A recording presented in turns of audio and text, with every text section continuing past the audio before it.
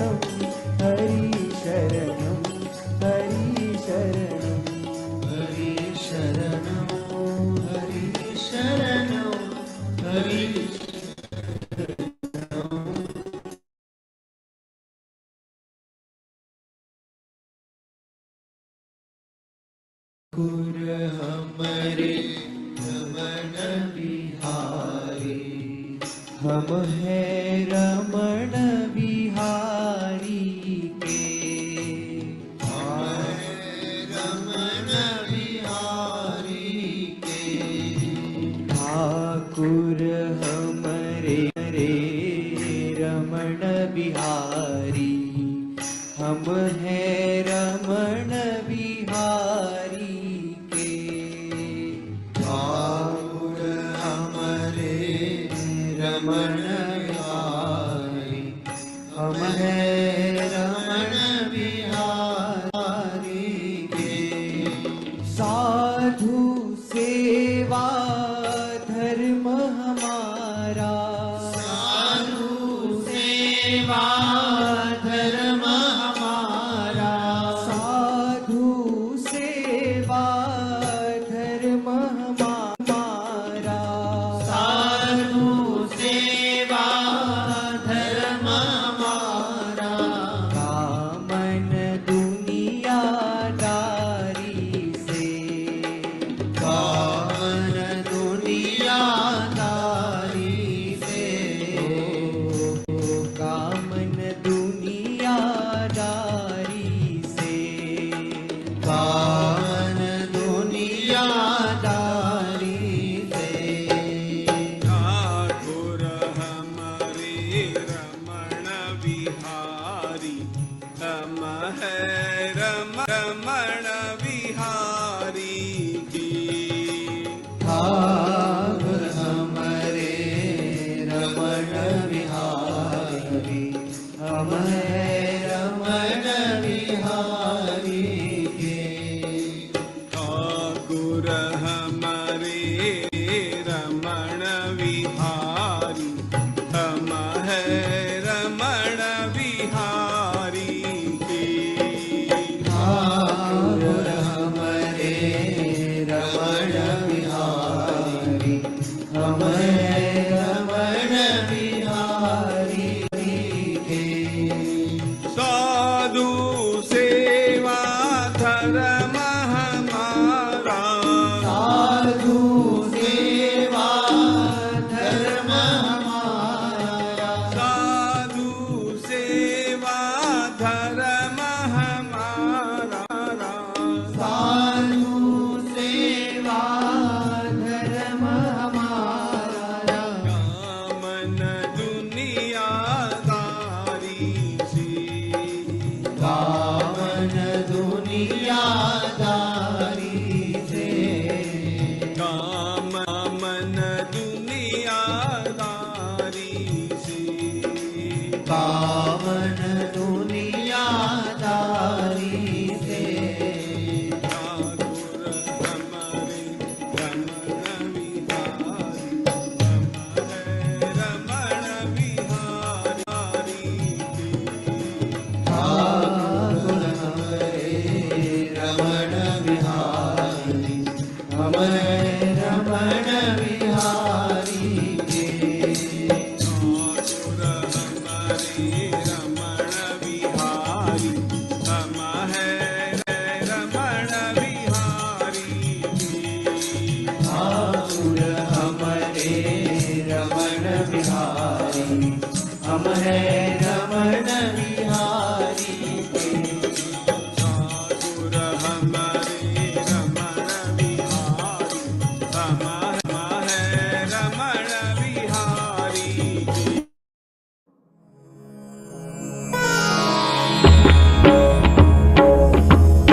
श्री गुरु चरण सरोज रज निज मनु मुकुरु सुधारी, बरनउ रघुबर विमल जसु जो दायकु फलचारी।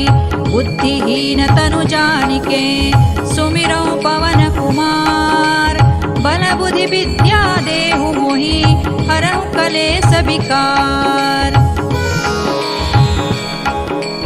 जय हनुमान ज्ञान गुण सागर, जय कपीसति हूँ लोक उजागर। रामदूत अतुलित बल धामा, अंजनी पुत्र पवन सुत नामा।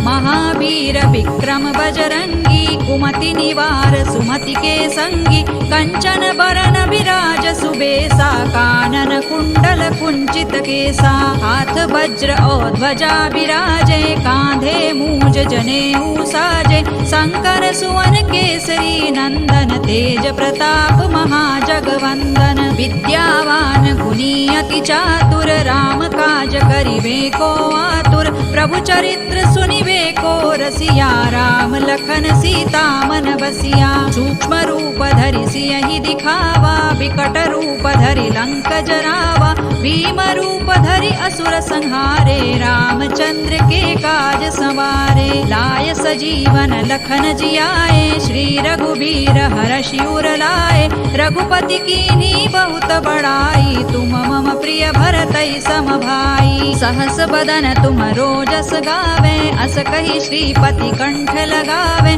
सनकादिक ब्रह्मादि मुनीसा, नारद सारद सहित अहिसा। जम कुबेर दिक्पाल जहाते, कवि कोविद कहि सकै कहाते।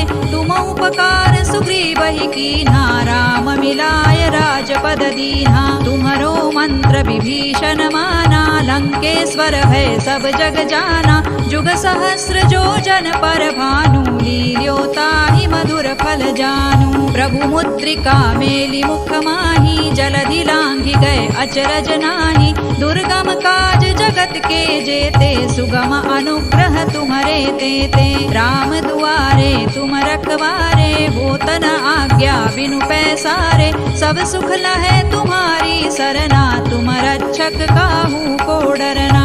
आपन तेज सम्हारो आपे, तीनों लोक हांकते कांपे। भूत पिशाच निकट नहीं आवे, महावीर जब नाम सुनावे। नासै रोग हरै सब पीरा, जपत निरंतर हनुमत वीरा। संकट ते हनुमान छुड़ावे, मन क्रम वचन ध्यान जो लावे। सब पर राम तपस्वी राजा, तिनके काज सकल तुम साजा।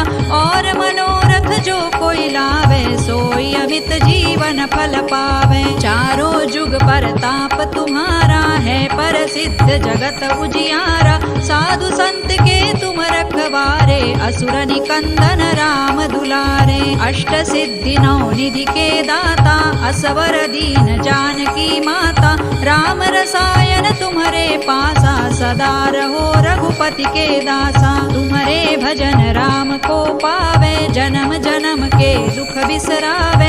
अंत काल रघुबर पुर जाई, जहाँ जन्म हरि भक्त कहाई। और देवता चित्तन धरई, हनुमत से सर्व सुख करई। संकट कटे मिटे सब पीरा, जो सुमिरे हनुमत बलबीरा। जय जय जय हनुमान गोसाई, कृपा करहु गुरुदेव की नाई। जो सत बार पाठ कर कोई, छूट ही बंदी महासुख होई। जो यह पढ़े हनुमान चालीसा, होय सिद्धि साखी गौरीसा। तुलसीदास सदा हरि चेरा, कीजय नाथ हृदय महडेरा। पवन तनय संकट हरन, मंगल मूर्ति रूप। राम लखन सीता सहित, हृदय बसहु सुर भूप। सियावर रामचंद्र की जय, पवन सुत हनुमान की जय। उमापति महादेव की जय।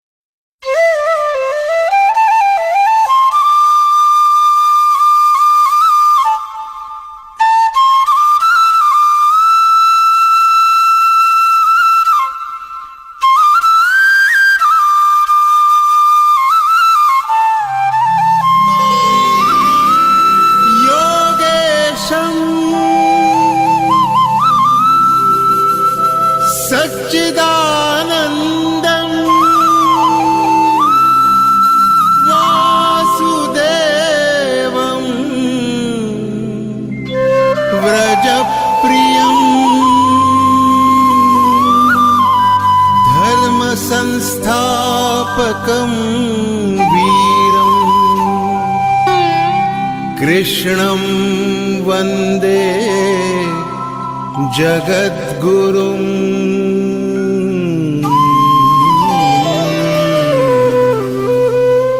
ईश्वर भक्ति भाव से बहती संस्कारों की धारा, भारत माँ की सेवा में गीता परिवार हमारा, गीता परिवार हमारा। ईश्वर भक्ति भाव से बहती संस्कारों की धारा, भारत माँ की सेवा में गीता परिवार। Jai Shri Krishna. A very warm welcome to all the participants on behalf of Gita Parivar. I, Tanushree Mehta, welcome you all on today's interpretation session of third part of 6th Adhyay, Atma Sanyam Yoga. Today is in the slokas you have learned this week, and it will enlighten you with a deeper meaning of yoga of self-control. Now, it's time for the prayer. Prayer is considered to be an integral part of the culture and practice all over the world. Today we have Prafulla Acharya ji from Mysore, Karnataka, joined Gita Parivar at 2021, serving as technical assistant in various batches. She is a homemaker, studied till BSc. Welcome, Didi.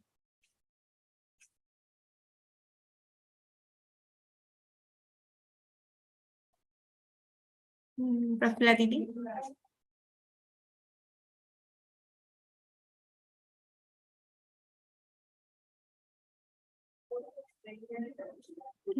I think she has not joined. We'll take the prayer. Vasudevasutan devam Kamsachanudamardhanam Devaki Paramanandam Krishnam Vande Jagadgurum Krishnam Vande Jagadgurum. Jai Shri Krishna once again. Now it's time for the Deep Prajalan. Lightening of lamp represents hope and prosperity and leads you to spiritual journey.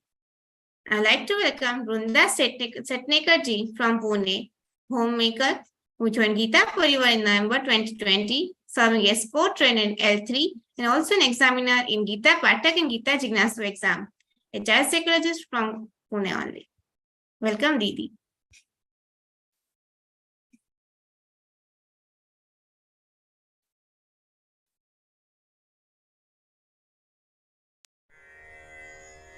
निषिद्धैरप्येभिर्लुलितमकरन्दो मधुकरैः करैरिन्दोरन्तश्छुरित इव सम्भिन्नमुकुलः विधत्तां सिद्धिन्नो नयनसुभगामस्य सदसः प्रकीर्णः पुष्पाणां हरिचरणयोरञ्जलिरयम् शरदिन्दुनिभां शुभ्रवस्त्रैरलङ्कृतां कलहंसकृतावासां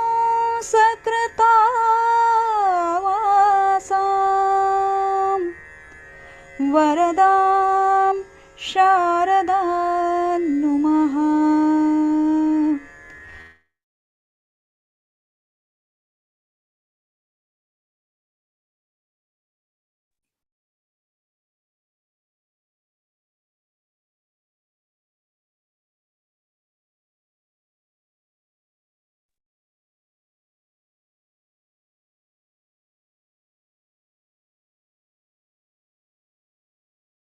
దీది mute లో ఉన్నారు.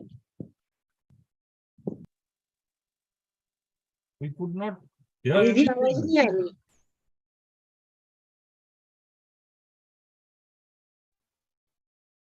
आपका mute है।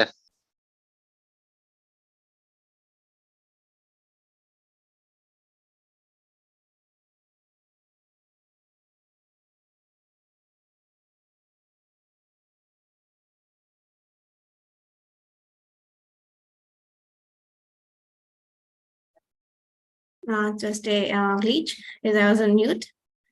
Now it's time for the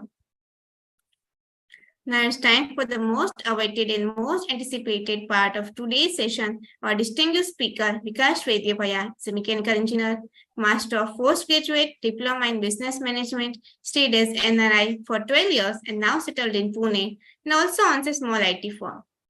You will be always astonished to know that master in languages like Hindi, Marathi, English, Indonesian, Malaysian, and Spanish. Recite all 18 adhyayas of Bhagavad-Gītā every day for the last 5 years. Trainer in Gita Parivar from L1 to L4 and involved in selection in trainers from L1 to L4. Guiding Gita Vratis to prepare for Shrungeri Peeth Gita exam. Won first prize for Gita Kanthasth exam at Shrungeri Peeth with hands of Param Pujya Jagat Guru Shankaracharya. It's our honor to welcome you, Bhaya. Please welcome.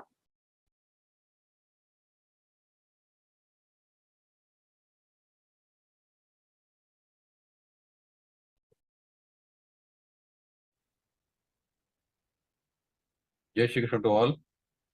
पूज्य स्वामी जी के चरण कमलों में कोटि कोटि नमन। We are studying Adhyaya 6. Last time we have covered up to slok number 24, wherein we are learning the techniques of meditation from Yogeshwara himself, from Lord Krishna. How to sit,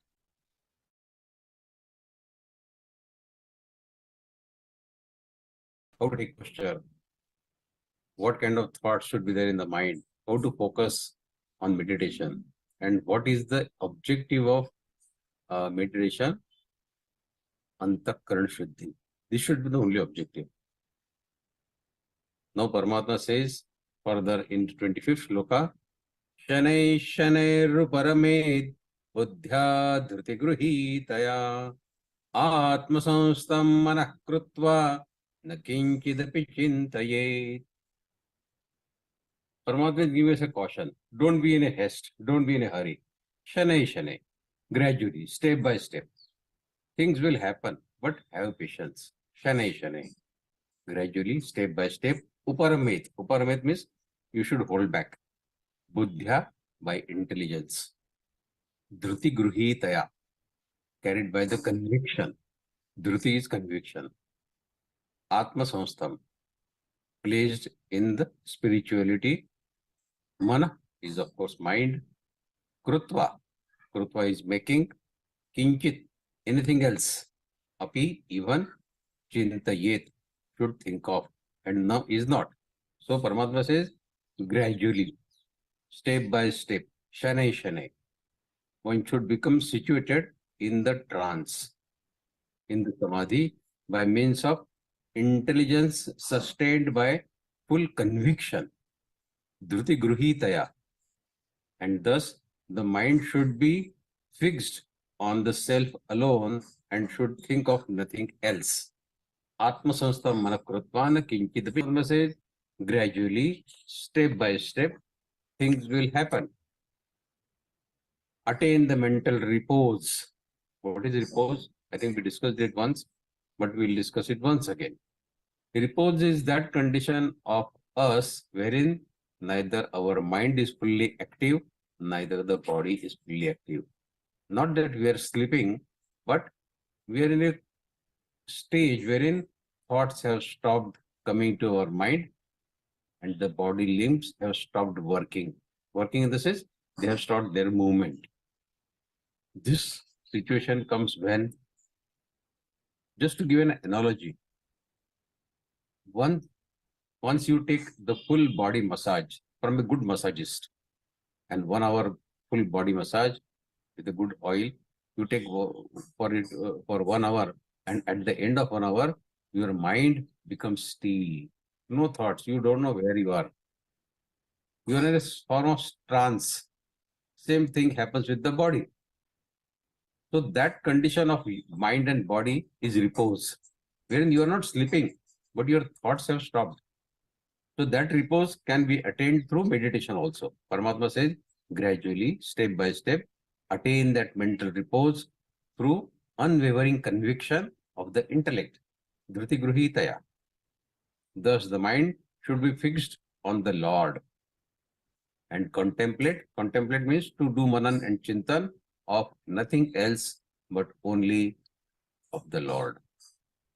So Shanai Shanai Ruparmed Buddhya Dhriti Gruhitaya Atma Samstam Manakrutva Na Kinchidape Chintayet. Lord says, don't be in a hurry, as the achievement will occur gradually, not suddenly. But a word of caution here. Even if Paramatma says it will happen gradually, that does not mean we should take it too easy. That okay, if not happening today, it will happen sometime. Let us not be in a hurry. So let us not take it too easy. Don't be in a hurry, but remember that the practice needs the supplement of complete vairagya, detachment, dispassion. Thus keep practicing with patience and dispassion. Patience and dispassion are the two keywords for any sort of meditation. Being neither lethargic nor in a great hurry. Shanai Shanai. You may have noticed that when you ask someone to hurry up, the task may even get more delayed. In our day-to-day life, we see, for example, if someone is getting dressed up and you keep pressurizing him or her to hurry up, oh, we are getting late, hurry up, put on your dress quickly, quickly, quickly. You run after him, and then the person starts fumbling. He wears the clothes with wrong side up, or the buttons up incorrectly. Upar ka button niche, niche ka button upar. This may happen, and thus takes longer time to get dressed up.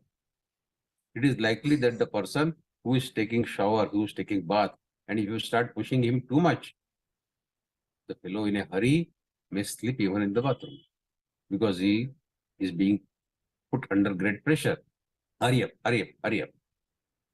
So if you have to catch a flight at say 4 o'clock, then tell your partner that we need to reach the airport by 3 o'clock, else we will have to stay back as we will miss the flight.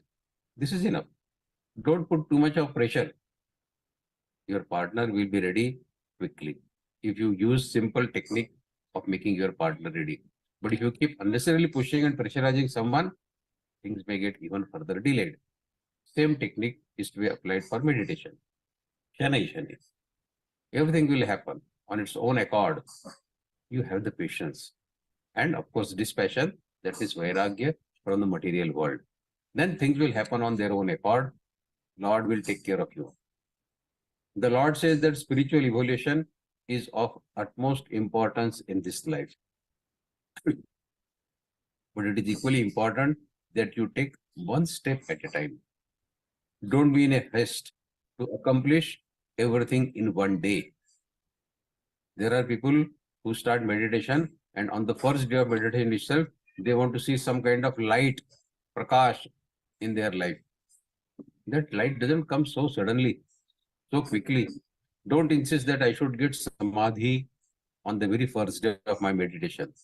This is impossible. This never happens. You have to have patience. And Paramatma is giving the same teaching to us in this shloka, Shanai Shanai. Step by step, gradually. The restraining of mind should also be devoid of any sankalpa. Sankalpa, we have discussed, any desire that remains in your mind related to material world is your sankalpa. Aspiring for some position, power, money, wealth are all sankalpa, which are always hidden in the layers of our subconscious mind. So, restraining of mind and senses should be devoid of any sankalpa, no sankalpa in your mind. Then only you can attain the nirvikalpa samadhi. Samadhi, which is devoid of any sankalpa, is nirvikalpa samadhi. Meaning, the thought that I am wanting to attain samadhi also may cause an obstacle in your getting to samadhi. Because the thought will occupy your mind and your full focus on Lord may get disturbed. I am wanting to attain samadhi is also a thought, no? And you want to reach a stage wherein your mind is thoughtless. We need to only prepare the groundwork and the rest will happen automatically. The Lord, knowing the purity of our antakaran, will hold our hand and take us on the path of spirituality. We have to take only the preparatory measures. Lord is there to take care of us further. But we should not have any kamana, desire, anxiety in this regard.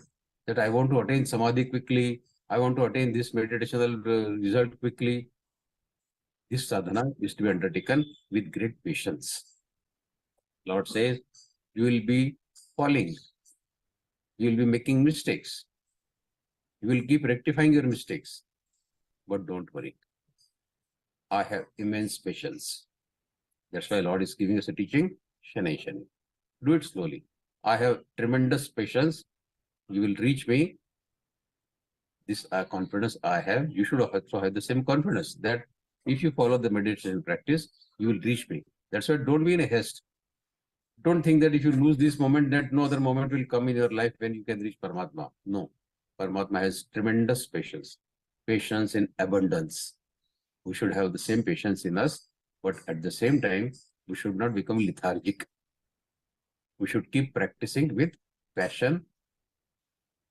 Passion in the sense, passion for meditation.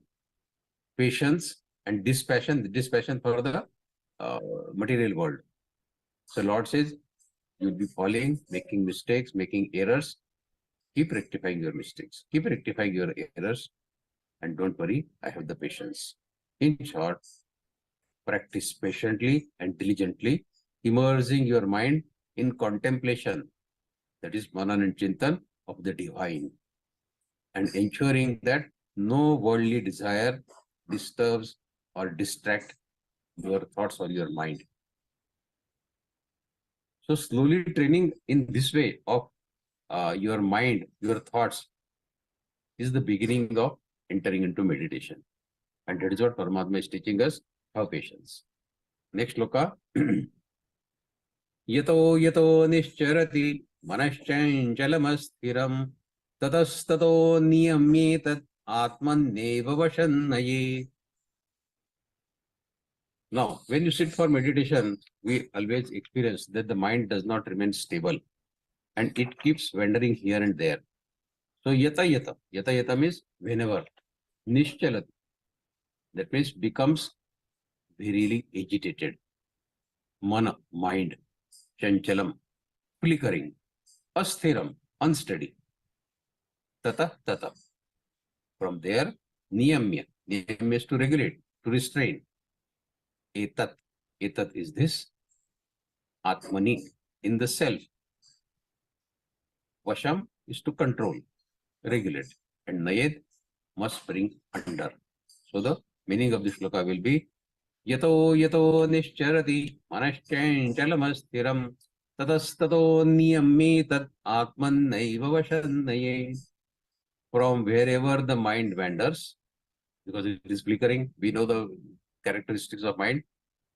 Due to its flickering and unsteady nature, nischarati and asthiram, these two attributes of mind make it wandering here and there when you sit for meditation. One must certainly withdraw it from wherever it goes. Yato nischarati manaschancalamassthiram tatastata. From there, wherever it goes, you are sitting for some meditation, the mind goes and sits in a movie theater. Bring it back. Bring it back to the place where you are doing meditation. You are sitting for meditation, the mind goes and sits in a mall, eating some pizzas. Bring it back. Bring it back to the room where you are doing the meditation. So wherever it goes, bring it back. Wherever it goes, bring it back. And keep it under the control of self. So yato nischarati manaschancalamassthiram tatastato niyamyetat atmannaiva vashannaye. Wherever this unstable mind wanders due to its unpredictable nature, withdraw it from all those worldly objects, bring it back and establish into the divine. You have to eliminate all those reasons due to which your mind wanders into this phenomenal world. For example, we are all adults, so no harm in discussing this case, that a man sees a woman and some desire arises in his mind. And after the desire arises, he feels guilty by himself. On his own, he feels guilty. And now he may decide never to look at any woman in his life again, so that the urge never comes again. But is it practicable? Can you avoid the sight of a woman in your life? Is it practicable? Instead, what he ought to do is to find the root cause which leads to that urge in him. What causes an urge when he sees a woman? That he should find out the reason. He should ponder over this as to why in the first place such a desire arose in him. Why? What will be he getting by gratifying that desire? Thus, he should, instead of avoiding to think and pushing this thought under the carpet, if you push it under the carpet, the thought will come up anytime again in your life.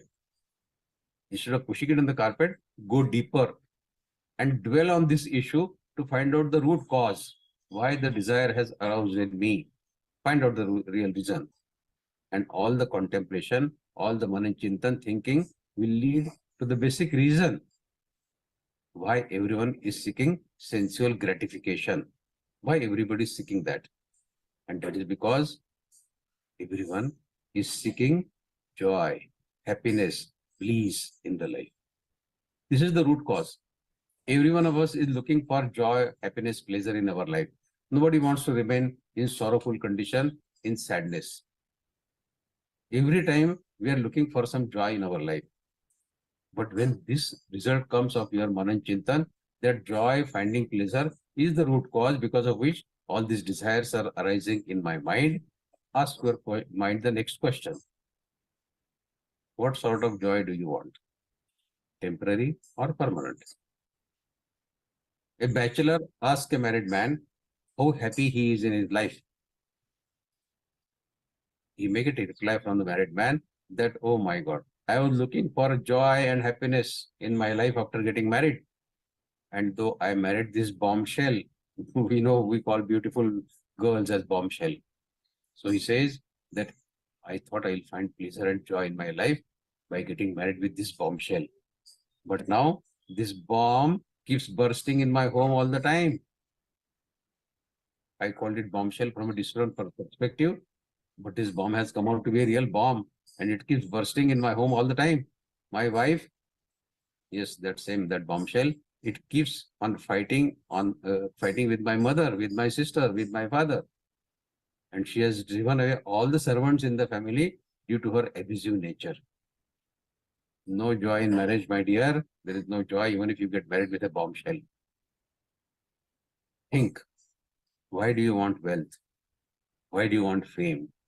Why do you want success? Why do you want power? Or why do you want a woman or a man, whatever case, or indeed anything else in the life? Ponder over it.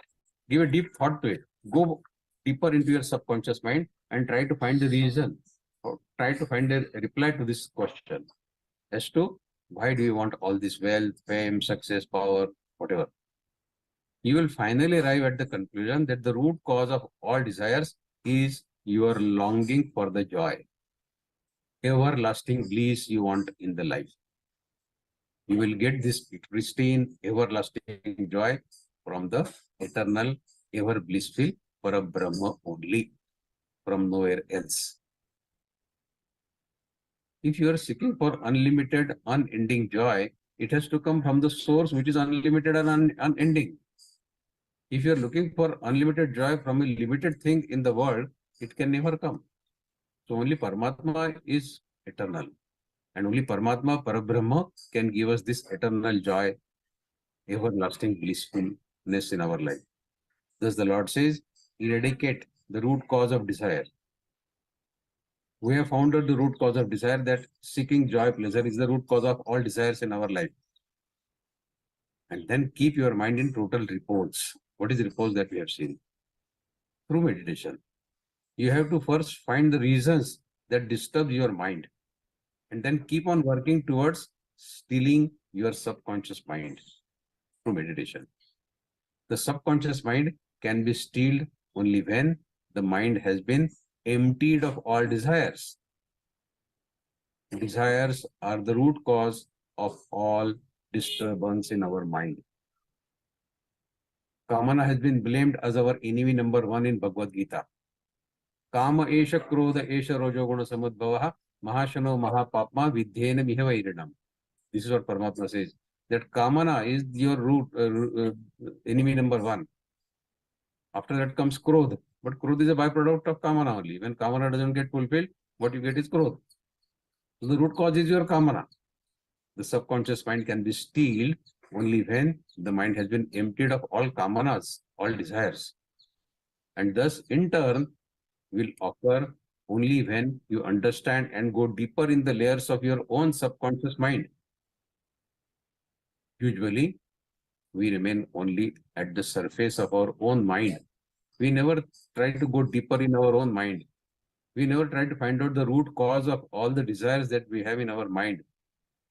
We keep playing with the desires only at the surface level, trying to only get fulfilled all the desires that we have in mind. We never go deeper in our own mind. And that is what Paramatma is teaching us in this adhyay, that first study yourself. Go deeper in your own subconscious mind. Try to find out the root cause of all your desires and then attack those. Dealing with them at surface level is of no use. Desires cannot be killed by treating them at surface level. At surface level, you will run only after fulfillment of desires, not on killing the desires.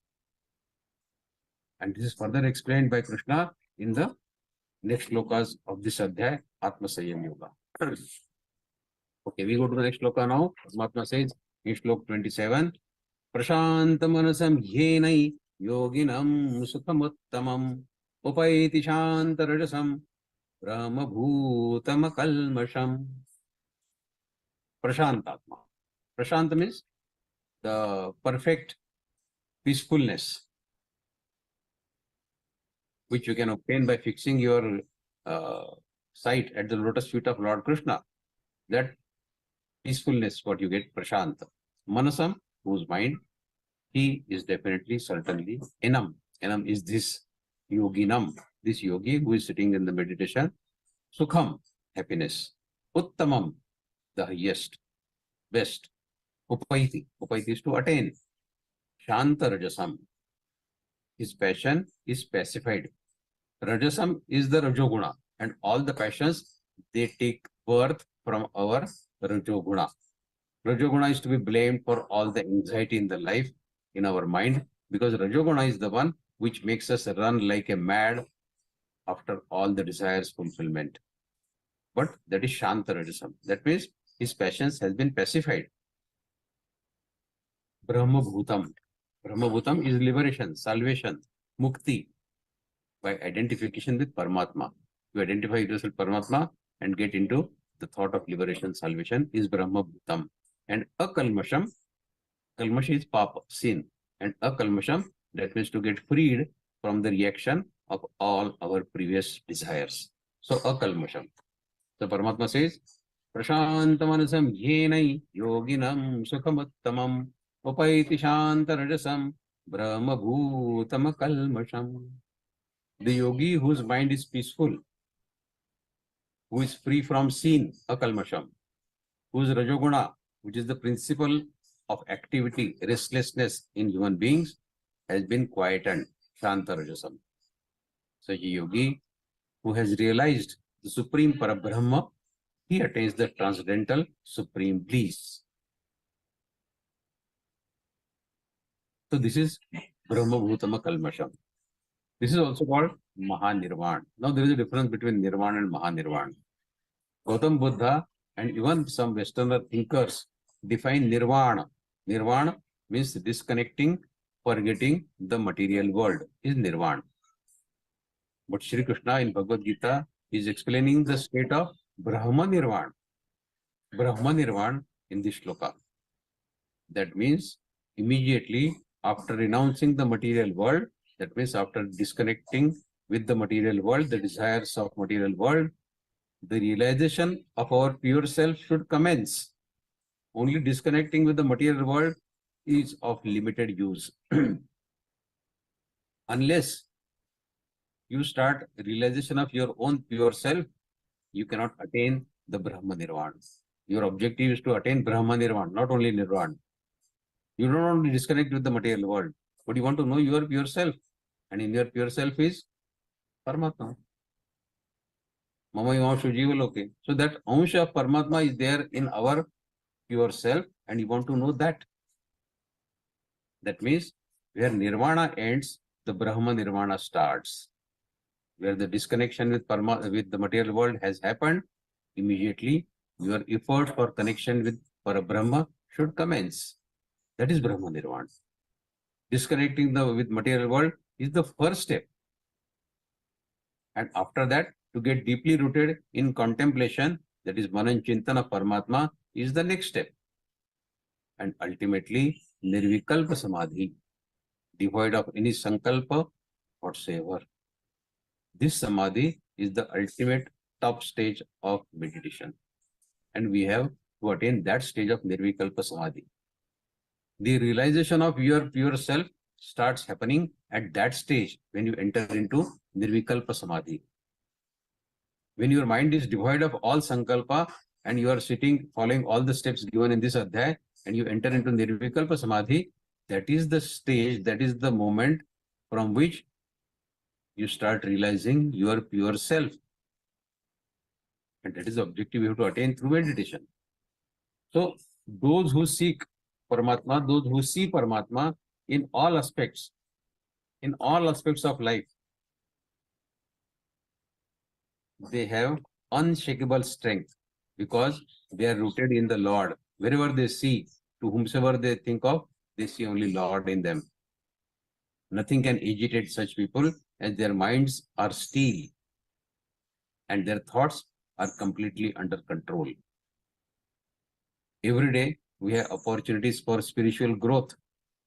Every day. Yes, every day. Paramatma gives us opportunities in abundance for our own spiritual growth through our own karmas, through our own thoughts.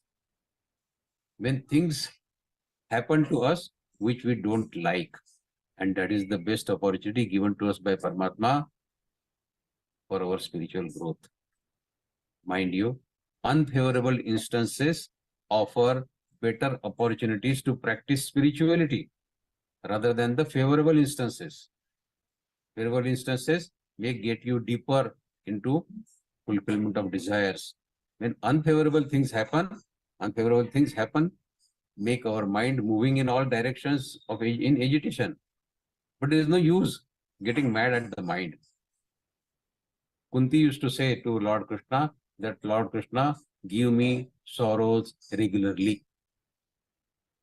Devotees are like that. Kunti used to say, give me sorrows regularly. Because when I am in sadness, when I am in sorrowful condition, that is the moment I remember you the most. So people ask sorrowfulness from Paramatma, and we are the people who keep running after avoiding that sorrowfulness. We want to get rid of it because we don't want to know our pure self. We think by getting fulfillment of our desires, we are doing a great service to our pure self, but we are doing great disservice to him by sense gratification. Knowing him is the good thing that Paramatma is teaching us in this adhyay. So there is no use in getting mad at the mind, because the angrier we get at the mind, the more we will be agitated. The best way to keep the mind under control is keep repeating mantra chanting again and again. Whenever you are angry, when your desires don't get fulfilled, instead of getting angry at the mind, keep chanting some mantra which either your guru has given us or which you have found on your own to keep your mind at peace. Another way for stealing your mind regularly is to throw yourself into work with no thoughts of return or reward. Get busy into doing some activity expecting no return or reward. This is another way of stealing your mind.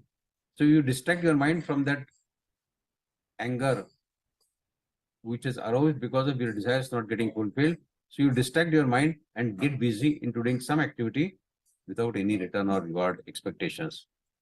And for young people, the necessary part of spiritual discipline is getting engaged in some hard physical work, which when combined with the mantra chanting, it calms the mind.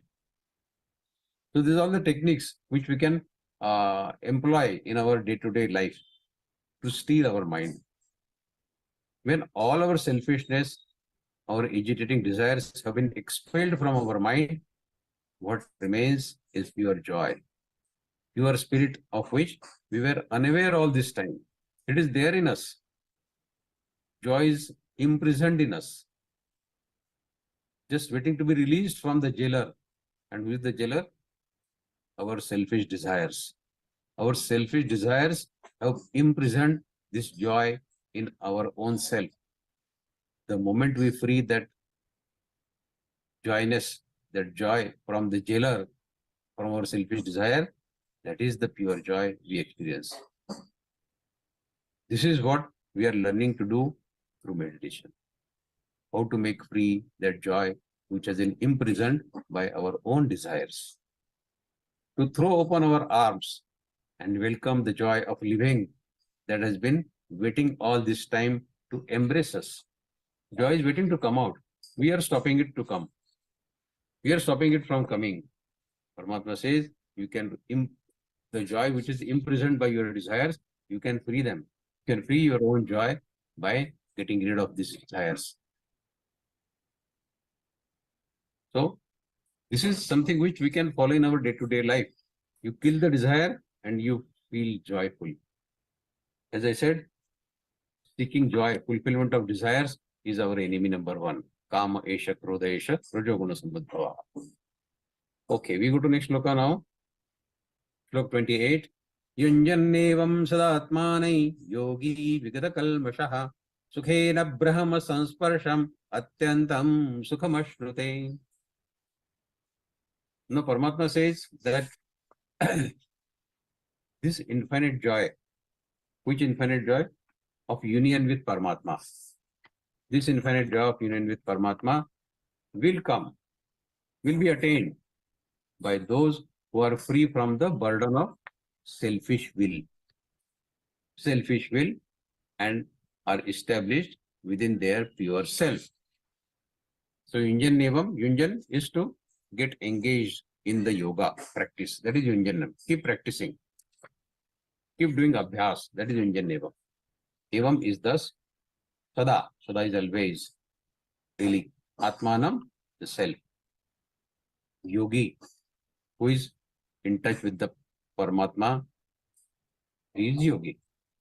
Yogi is what? Yogi is connection. Connection with whom? Not the material world. Yogi is connection with Paramatma. So one who has established or who is trying to establish this connection with Paramatma is a yogi. Vigata. Vigata is to get free from, to relinquish, to get free from kalmasha. Kalmasha, all materialistic scenes. Sukhena, in the spiritual happiness. Brahma sansparsham, being in constant touch with the Parabrahma, Paramatma. Atyantam, very, very much. Sukham, happiness. Anushnate is to experience, to attain. So Paramatma says, Yunjaniyam sadatmani yogi vidkalmasha sukhena brahma sansparasham atyantam sukhamashnate. This infinite joy of union with the Lord is easily attained by those who are free from the burden of selfish will and established within their pure self. It is wise to remind ourselves that our real self is pure in our natural state. We make it polluted. It is pure in its natural state. We are untainted by any selfish desires, completely free from selfish interest or intents. Anger, fear, lust, malice, these are all unnatural states that we have come to accept as natural. गुस्सा तो आता है ना, क्या करेंगे? You are making it natural. डर तो लगता है ना, you are making fear natural. इच्छा तो होती है ना, for lust you are making natural. Today we are imprisoned by our own passions and cravings. But through the practice of meditation, we can break off these shackles of anger, fear, lust, malice, everything, and live freely like the eagle soaring in the sky. We see the eagle soaring in the sky. How freely he is moving and going up and up and up. Likewise, we can also rise up and up in our meditational practice if we perform it regularly. Rajoguna means the sense gratification and indiscriminate desire to have position, to have money, to have reputation, to have all these things in materialistic life. Rajoguna can be taken care of by ekagra chitta, chitta ekagra. When the constant demands of mind, senses stops, you start feeling a kind of peacefulness in your mind. We discussed this, I think, what is Shanti and what is Param Shanti. So when the constant demands of mind and senses stop, then you start feeling that Shanti, a kind of peacefulness in your mind. When you start experiencing this Atma Sukh, Atmik Sukh within yourself, the importance of pleasure in outside material objects reduces. Once you are experienced that yes, oh, this is the real happiness which I can find within myself without any material help. Once you are aware of this particular fact, and once you start sensing this joy within yourself by yourself without any material object gratification or attraction, then you have started knowing yourself. Then you have started knowing the real joy of life. And the yogi who is routinely engaged in meditation, he experiences this sukha regularly and constantly. And this is what we have to achieve through meditation. So Paramatma is urging us to follow this path and find the joy which is eternal and permanent, and then which we can find within ourselves by ourselves without any external help. So we go to the next shloka now, shloka 29. Sarvabhutasthamaatmanam sarvabhutani chatmani ikshate yoga yuktatma sarvatra samadarshanaha. Paramatma says, Sarvabhutastham, situated in all living beings. Atmanam, the Paramatma, super soul. Sarva, all. Bhutani, all living beings. Atmani, in the self. Ikshate, he does see, he does experience. Yoga Yukta Atma, one who is constantly engaged in Dhyana Yoga, in meditation, is that Yoga Yukta Atma. Sarvatra, everywhere. Samadarshana, sees equally. So this is another principle of Bhagavad Gita which we have discussed umpteen number of times, that equanimity is the foundation of Bhagavad Gita. Samatva Yoga Uchyate. Second adhyaya teaches us this basic principle, and this principle has been taught in umpteen number of shlokas in Bhagavad Gita. Equanimity, Samatva. So Paramatma says the yogi sees the one supreme Parabrahma in himself and in all the beings. He sees the same one supreme Parabrahma in himself and all other beings. And furthermore, he sees all beings abiding in the supreme Parabrahma. So the man of realization, he sees supreme Parabrahma everywhere. Sarvabhutasthamaatmanam sarvabhutani chatmani ikshate yoga yuktatma sarvatra samadarshanaha. So the mark of a man or woman who has become united with the Lord is that he or she sees the Lord in all fellow beings, in every form of life. Wherever there is life, they see Paramatma in that. There is a small anecdote. At the end of Mahabharata war, Yudhishthira, the eldest of Pandavas, he turned up at the gates of heaven with his dog. He has a pet dog. The Dwarpal, that means the gatekeeper, he takes down all the vital information about Yudhishthira. His name, his address, his siblings from where he has come, all sorts of things.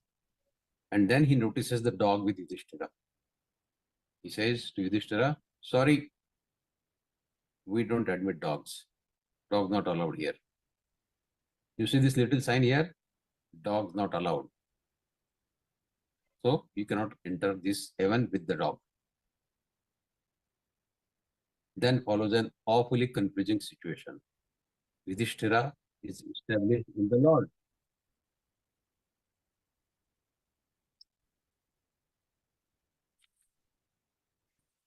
The Dwarpal, the gatekeeper, he takes down all the vital information from Yudhishthira, and then he says to him, sorry, you cannot enter the heaven with the dog. You have to keep dog away. We don't admit dogs. Don't you see this little sign here? Dog not allowed. And then follows an awfully confusing situation. Yudhishthira is established in the Lord, so he should be admitted. He deserves to be in heaven, so he should be admitted. What should we do with this dog? Finally, the Dwarpal gives Yudhishthir a choice to enter the heaven alone without dog, or go back to wherever he has come from with the dog. आप अकेले आइए या जाना है तो आप दोनों चले जाइए. Don't come with the dog in the heaven. Not allowed. To enter the heaven alone without dog, or go back to the place from where you have come with this dog. Without the slightest hesitation, Yudhishthira chooses to be with his dog, who is then immediately revealed as Lord Krishna in disguise. The dog was nobody else but the Lord Krishna in disguise.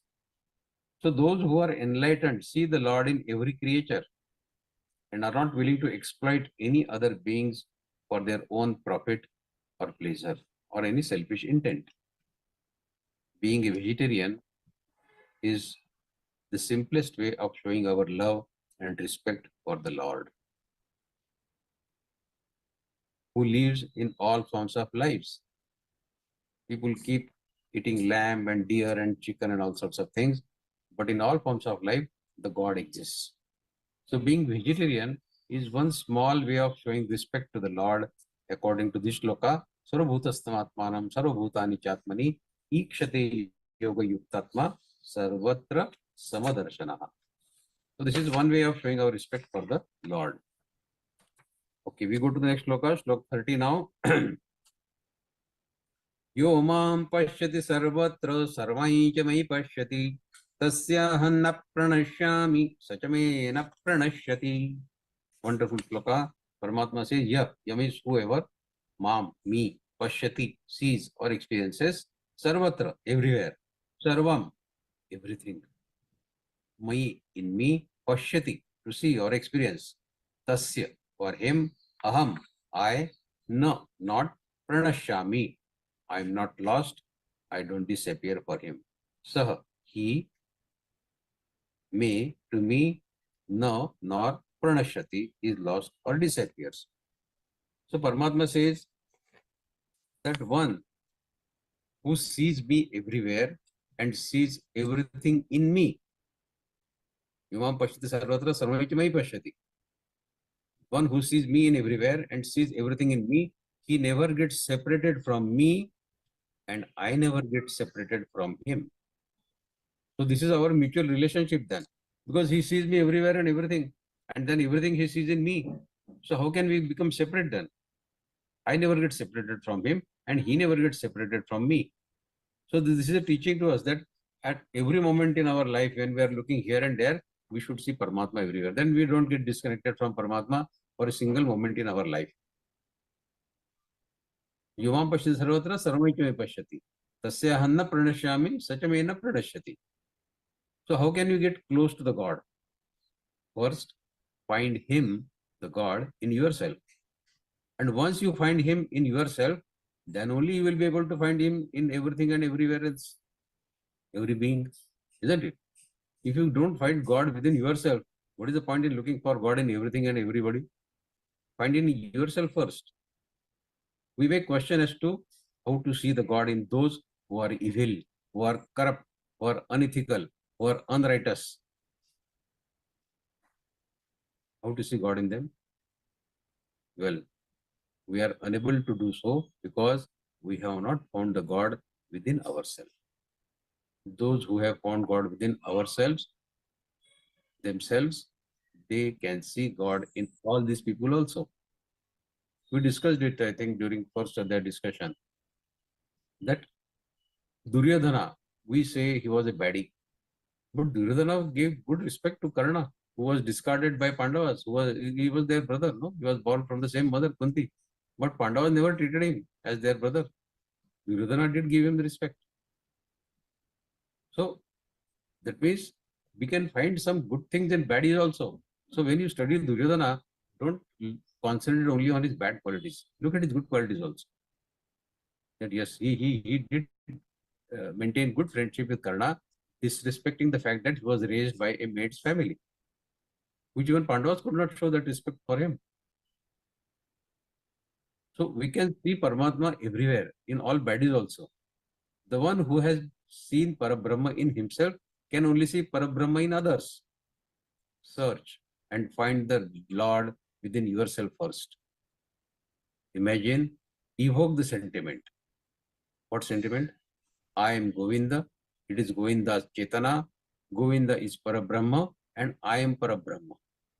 Keep chanting this mentally again and again, and then start looking at everyone around you. The body is untrue, and so is the mind. Only Govinda is the truth. Keep reciting this again and again. It will have good positive effect on your mind and thoughts. You are expected to dress. No, you are not expected to dress like Govinda, like Krishna. Making dress is an external thing. Wearing a dress of Lord Krishna is an external thing. Paramatma is not expecting external changes in us. Paramatma is expecting the internal changes in us. You're not expected to dress like Govinda, but feel the sentiment from the depth of your heart. Shri Krishna embraces even his enemies. So you too should start loving this sentiment of being Krishna. If Krishna is embracing his enemies, Krishna killed so many demons, but did not hate them, did not hate anyone, not even Duryodhana. Do you know that Duryodhana was a beloved disciple of Krishna's elder brother Balarama? He was a good friend of Balarama. Yet never did Krishna ask Balarama to steer clear of Duryodhana. Duryodhana is a baddie, keep away from him. Pandavas will be fighting with Duryodhana, so you don't be friend with Duryodhana. He never said that. Neither did he ever say to Balarama that since we are in favor of Pandavas, he should not be friendly with Duryodhana. Shri Krishna was in favor of Arjuna and Balarama was on the other side in favor of Duryodhana. In fact, Balarama taught Duryodhana the intricacies of fighting with the mace, Gada Yuddha. It is Balarama who had taught it to Duryodhana. So no one was an enemy for Krishna. Even when the Mahabharata was announced, war was announced, Duryodhana and Arjuna both went to Krishna. And Krishna said, I can help you both. Both of you have come with a request. I won't send any one of you empty-handed. Though Duryodhana, like a fool, he asked for his army, Krishna's army, Narayani army. And Arjuna, like a wise, clever man, he asked for Lord himself. But Krishna was impartial to both of them. Duryodhana is a baddie, so I won't help him. No. You have come for help, I will help you also. So sarvabhutastamat manam sarvabhutani chatmani ikshate yoga yuktatma sarvatra samadarshanaha and yomam pashyati sarvatra sarvaikyame pashyati tasyahanna pranashyami sachavena pranashyati. Next loka 31. Sarvabhutasthita yomam bhajati katmamastitaha sarvatha vartamanopi sayogi mai vartate. Now Paramatma says, he who worships me, being established in oneness, the Supreme Parabrahma, that means, such a yogi always abides in me in all circumstances. So Paramatma says that Sarvabhutastham, situated in everyone's heart. Yah is who? Man is me. Mam is me. Bhajati. Bhajati serves in devotional service of Paramatma. Bhajati. Ekatvam, in oneness. Asthitaha, to get situated. Sarvatha, in all respects. Vartaman, in all the activities. Api, in spite of. Saha, he, yogi, the mystic. Mai, in me. Vartate, he remains. So Paramatma says, he who worships me, being established in oneness with me, with Supreme Parabrahma, such a yogi always abides in me in all circumstances, good or bad, joyful or sorrowful. In all circumstances, he abides in me. The Lord says that the yogi established in oneness, in singular existence.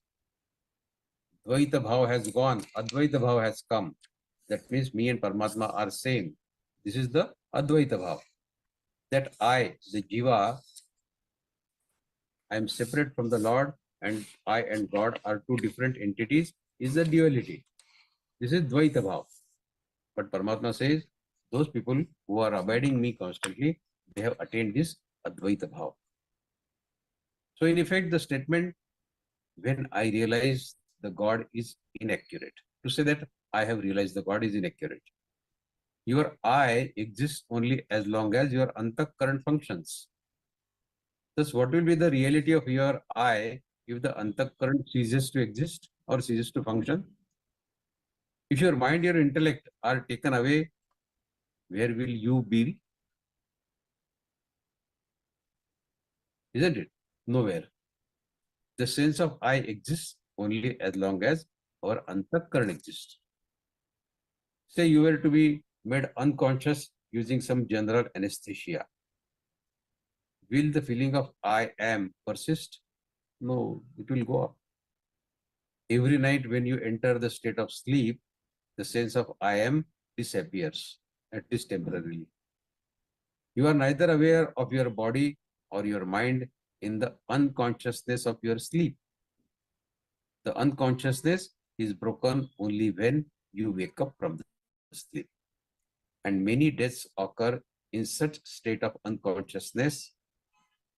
And as Sri Krishna will explain in the forthcoming shlokas, that just prior to that death state, that stage which is prior to just the death happening to you, it decides the next birth. So the question arises, what influences the next birth of those who die in a state of unconsciousness? उनको पता ही नहीं, नींद में चला गया बेचारा, क्या करें? So what kind of state they will have? The answer is, it is their sanchita karma, the sum total of previous karmas, which determines the course of their next birth. See, the outward signs of spiritual efforts, such as going to temple, are no substitute for the practice of meditation. Because without meditation, we will not have the capacity to transform the anger into compassion. Going to temple and ghanti bajane se, you cannot convert your anger into compassion.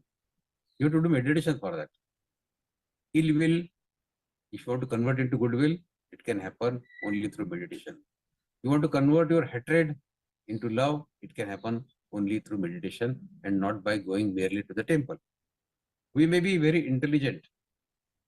We may have won even the Nobel Prize. Some people might have won the Nobel Prize.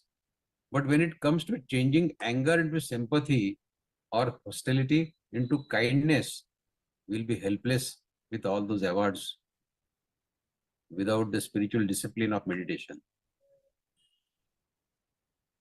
So, we are all aware of our bulldozer Baba in UP, Yogi Adityanath ji.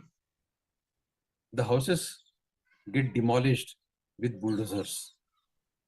This is similar to what happens in early stages of meditation when we destroy the old habits of acting, speaking, thinking. We have created our own bad houses of acting, speaking, thinking, and meditation, like a bulldozer, destroys all this, like Yogi Adityanath ji is destroying the houses of baddies in UP. This is a painful process. The joy when we start rebuilding using the material of what material? Not material world, the material of love, wisdom, and patience and endurance. Then we start experiencing the joy. We start building the new houses. We have broken the houses of our old habits of acting, speaking, and thinking, and we have started building the new houses with the help of meditation. And the houses, the raw material of those houses is love, wisdom, patience, and endurance. And who is the supplier of this material, this new material to build our new houses? Yes, the God. He is ready with all the material and is waiting to hand over it to us. Build your own house, boss. I am there with you. Destroy your old houses. of your bad acting, bad speaking, bad thinking, destroy all those. I will give the new material to build your new houses. We only need to demolish our self-will, our selfishness, and then He will hand over all that material of love, wisdom, patience, endurance to us to build our new houses. And all this is attainable through meditation. When we rebuild our house with the material provided by the God, then we will live in the new house without fear, without anxiety. With such a house, we can even offer shelter to more and more people around us and those who are in need of such peace, such fearlessness, such life fear which is devoid of anxiety. We ourselves can become a source to them to provide this kind of life to them, provided we build our own house with this new material given by the God. Okay, we go to next shloka, slok 32. Slok 32 says, Atmopamyena sarvatra samam pashyati yorjuna sukham va yadi va dukkham sayogi paramo mataha. Wonderful shloka. One of the basic principles of Bhagavad Gita is this shloka. Atmopamyena. Atma with his self. Opamyena, in comparison. Sarvatra, everywhere. Samam, equally. Pashyati, to see or to experience. Yeah, he who. Sukham, happiness. Va is or. Yadi is same. If. Va or. Dukkham, distress, sorrowfulness, sadness. Saha, such. Yogi, that mystic. Param, perfect, supreme. Mata is considered. So this shloka says, Atmopamyena sarvatra samam pashyati yorjuna sukham va yadi va dukkham yogi paramo mataha. When a person responds to the joy and sorrows of others as if they were his own, he has attained the highest state of spiritual union with Paramatma. Union with whom? Union with Paramatma. But for that, you have to respond to the joy and sorrows of others as if they were your own joy and sorrows. In this shloka, Sri Krishna sums up the entire art of living in one simple practical suggestion. To understand how to behave towards others, all we have to do is to understand that what gives us pain gives pain to others also. We can apply this wise advice given by Lord Krishna even in very, very small trivial situations in our daily life.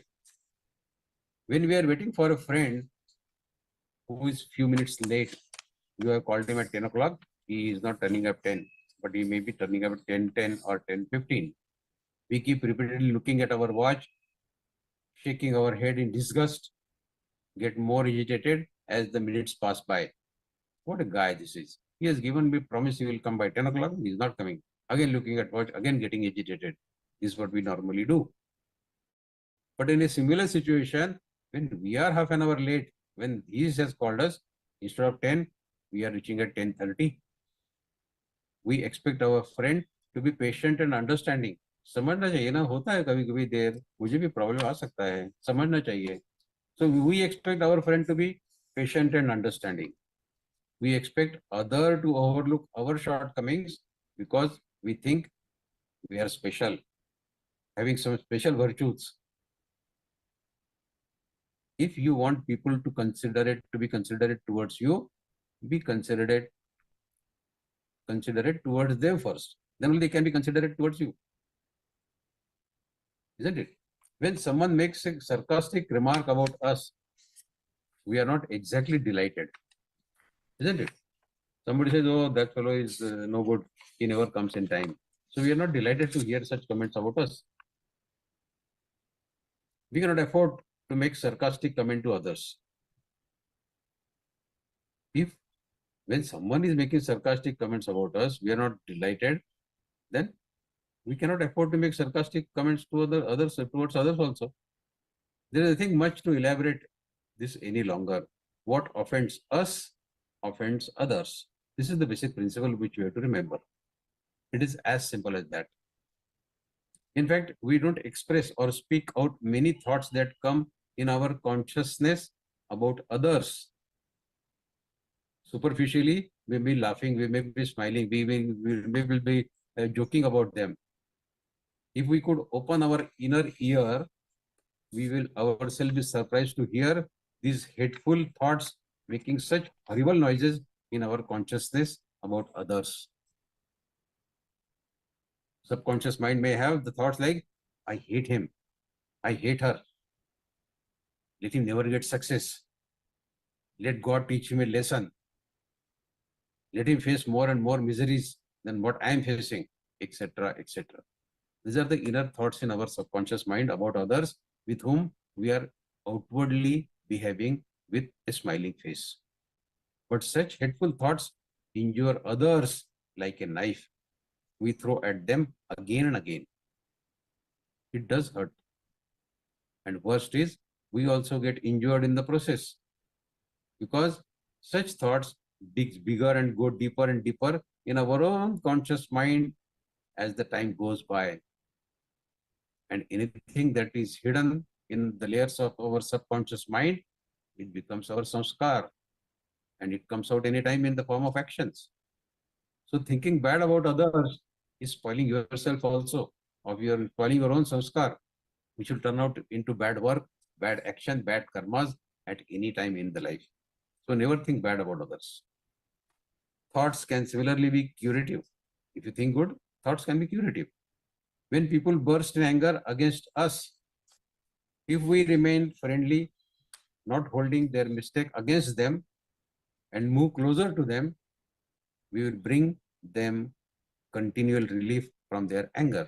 If somebody is angry at you, don't get angry with him. Don't respond anger with anger. Show some kind of understanding. Show some kind of love. His anger will start disappear. The Lord says, the one who has known the Supreme Parabrahma within, one who knows Parabrahma within his pure self, he sees the same Supreme Divinity and without exception in all beings. Others' pain is his pain. Others' happiness is his happiness. This is sometimes difficult. Others' pain can become our pain, but seeing others in happiness, you become jealous instead of becoming happy. My neighbor has 2 houses. I have only 1 bedroom, hall, 1 kitchen, 1 flat only. He has 2 houses of 2 bedrooms. I have 1 car. He has 3 cars. Others' happiness does not necessarily make you happy. It may make you jealous. But if others' pain is your pain, others' happiness is your happiness, then only we have learned the Gita. In fact, there is no others left for the man who has realized the self, because he sees the Lord everywhere. There is no I, mine, you, your. There is only one singularity, one existence, the Supreme Parabrahma. Atma upamena sarvatra swam pashyati yorjuna sukham va yadi va dukkham sayogi paramo matah. We go to next shloka 33. Arjuna uvacha yo yan yogastvaya prokta samyen madhusudhana etasya hanna pashyami chanchalatva sthitim sthiram. Now this is a question Arjuna is asking on behalf of all of us to Krishna, Lord Krishna. That Lord Krishna, you have told me all these things. Here I am, this system, yoga, this yoga meditation, what you have told, Tvam, by you, Prokta, described by you, Samyena, generally, Etasya, of this, Aham, I, Na, do not, Pashyami, see, Chanchalatva, due to being restless, Sthitim, situation, Sthiram, unstable. So Arjuna says, O Madhusudana, Lord Krishna, the path of yoga which you have described at length, I cannot see the practicality of following it continuously because my mind is prone to restlessness. My mind is not stable. It is asthir, chanchal, flickering. Madhusudana is a beautiful name of Lord Krishna. Madhu is the name of demon, the ego demon in us. And Sudana means to destroy, to kill. Madhusudana means killer of our ego. So Arjuna says, Madhusudana, my flickering mind keeps wandering at all times.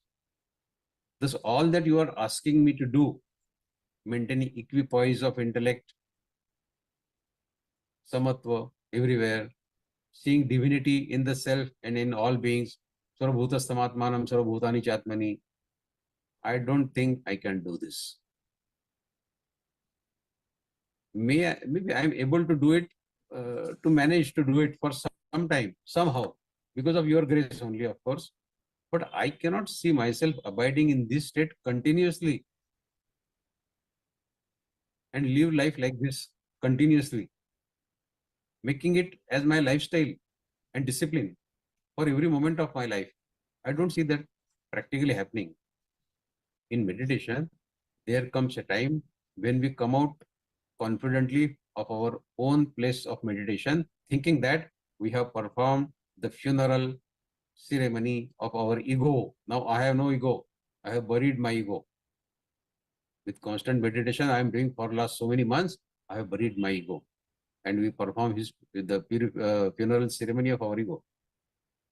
But the next morning, our mind laughs at us and says, did not you get fooled yesterday? Did your ego really get buried? Same is with our mind. To keep focused mind for days is a tall order. Now Paramatma will reply to Arjuna's question. Paramatma says in slok number 34, slok 34, we'll read quickly. No, slok 34 is again, Arjuna is describing this.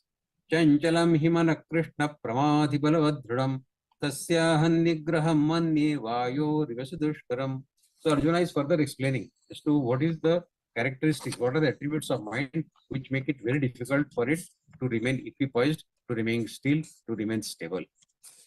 So Chanchalam himana krishna, chanchal, flickering, mana, mind, pramathi, agitating, balavad, strong, dhrudam, obstinate, tasya, it's aham, I, nigraham, restraining, to subdue, to make it subdued, manye, manye is to think, vayu, vayu is the wind, iva is like sudushkaram, difficult. So Arjuna says, Krishna,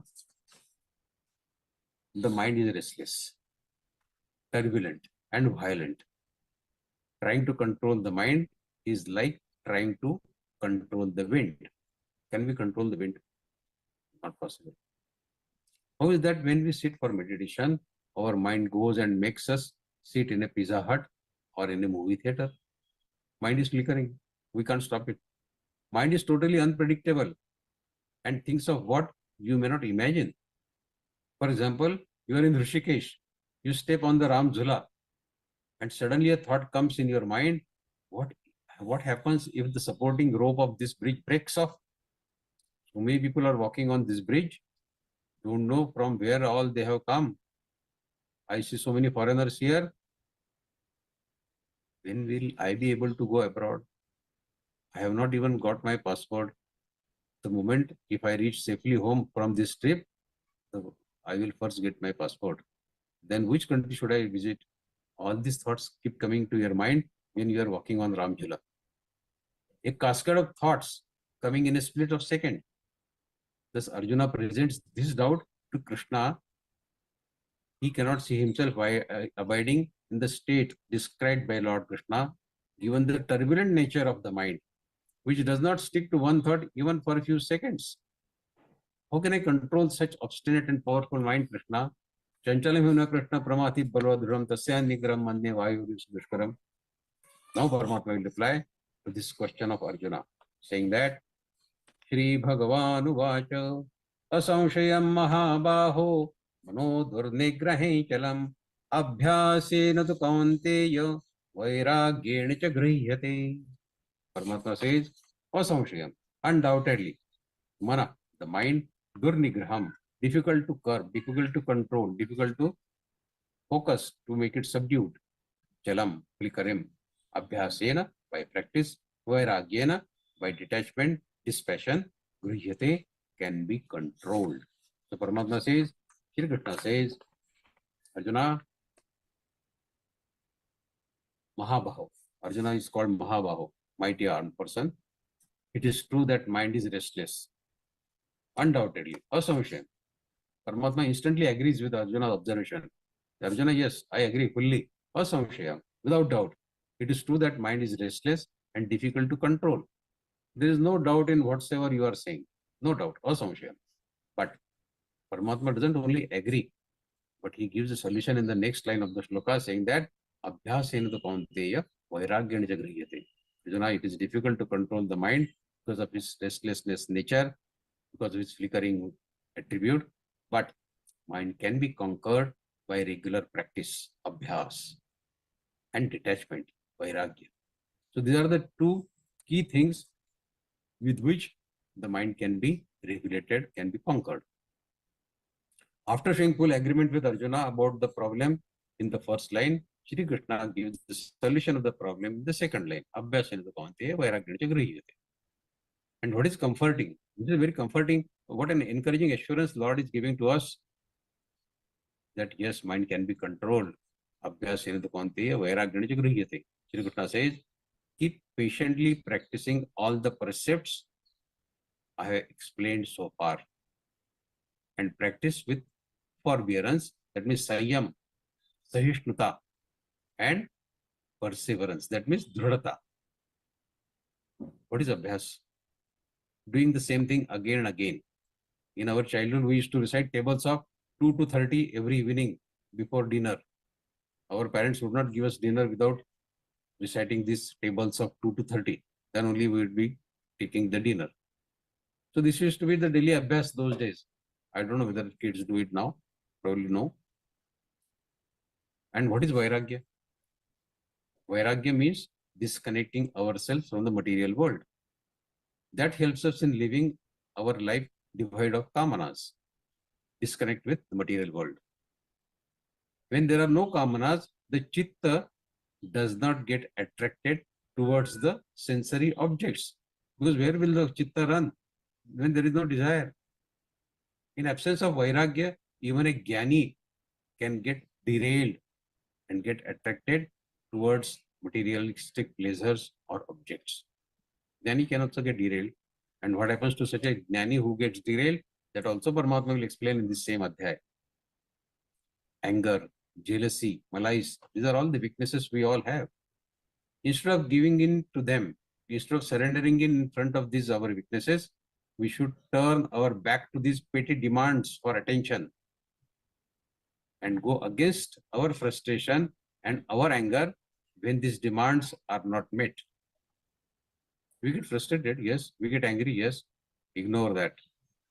With sustained practice of meditation and sustained detachment from our own ego, Shri Krishna assures us that we will be able to reach him.